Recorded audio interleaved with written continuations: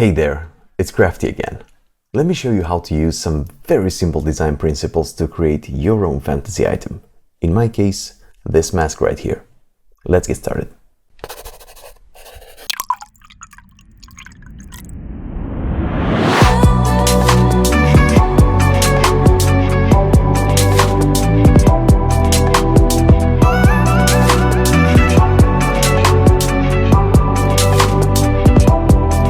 If you're here for the first time, let me introduce myself.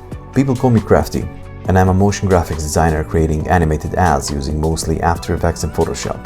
But being a fan of tabletop RPGs, I tend to dabble in illustration, and occasionally I get a chance to do an animation for a tabletop game. And that's what ends up on this channel as a sort of a tutorial. If you're into that sort of stuff, make sure to leave a like, subscribe, and click on that bell icon not to miss any of my upcoming videos. By doing that, you basically tell the YouTube algorithm that I'm doing a good job and thus help me grow this channel. And if you would share this video with someone who might find use in it, you'd seriously rock. I mean it.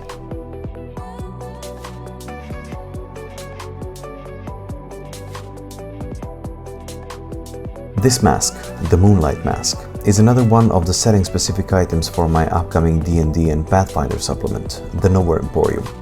I'll tell you more about it when the time comes, but for the time being, if you're into tabletop RPGs and would like some freebie supplements, make sure to visit my website craftytabletop.com and go to the download section. I left some goodies for you there.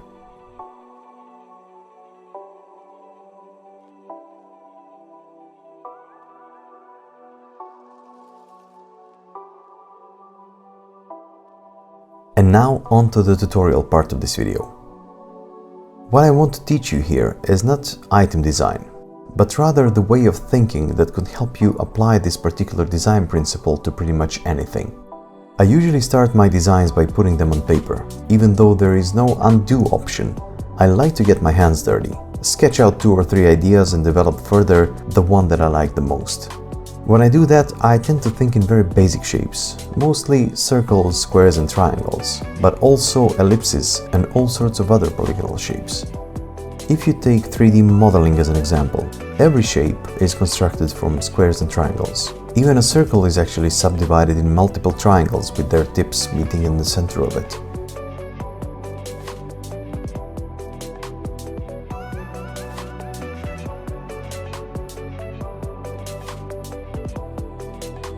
When you look at this mask illustration, you don't even need to squint your eyes to see that it's basically made out of 2 circles. A larger one creating the basic round shape of the mask, and the smaller one that, when subtracted from it, creates a sort of a crescent moon shape.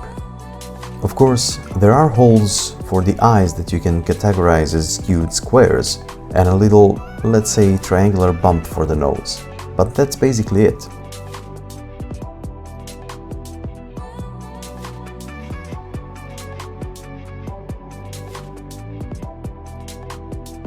Another, more familiar example would be a medieval European sword. The blade is a long triangle, the handle is a trapezium with a circle on the bottom for a pommel, and the guard is basically another 2 squares. You can think of a katana as subtracting 1 ellipse from another for the blade and the handle and a small square for the guard. A Spartan helmet is an ellipse with a triangle on top, 2 skewed squares on the sides for a face cover, and the nose guard is a trapezium ending with a triangular shape. You can also look at it as a pentagonal shape altogether, as well as observe the squares in the negative space. Okay, I'm mostly talking about the items from history since they're the most common inspiration for fantasy art, which I'm doing right now, but you can see where I'm going with this.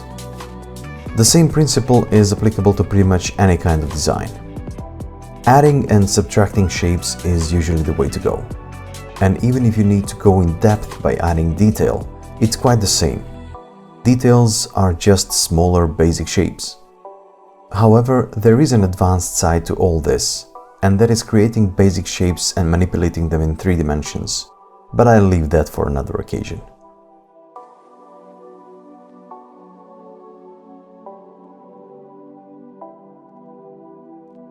As for the illustration process, there is not much I can tell you that I haven't already said in the previous videos. I create the basic shape, then use the clipping masks to apply color and shading. I finally add shadow behind the item and in this case, glow on top of it as well. Check out my illustration playlist by clicking the card in the upper right corner, or simply check the link in the description below the video if you want to see more of these items being illustrated. You may find some more useful info for you there.